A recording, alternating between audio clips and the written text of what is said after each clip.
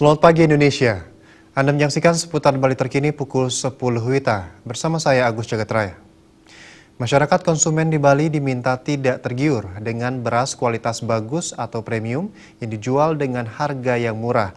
Beras kualitas premium yang dijual dengan harga yang murah dikhawatirkan adalah beras palsu atau dicampur dengan beras plastik. Meski pemerintah telah menegaskan belum menemukan beras berbahaya yang beredar di Bali, konsumen diminta tidak lengah. Konsumen diminta memperhatikan kualitas beras yang dibeli dan tidak tergiur dengan beras kualitas bagus atau premium yang dijual dengan harga murah. Beras kualitas premium berharga murah dikhawatirkan adalah beras palsu atau dicampur dengan beras plastik.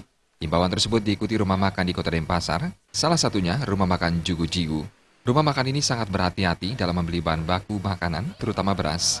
Pihaknya lebih memilih beras dengan merek yang sudah terpercaya karena tidak akan mungkin mencampur produknya dengan beras berbahaya.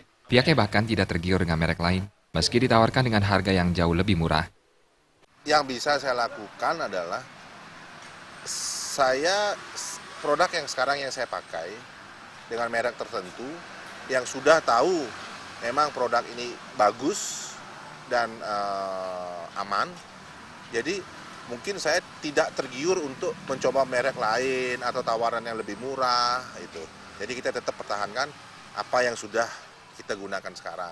Walaupun mungkin ada tawaran yang lain yang harga mungkin jauh lebih murah, apa segala macam, ya kita tidak tergiur dengan hal itu.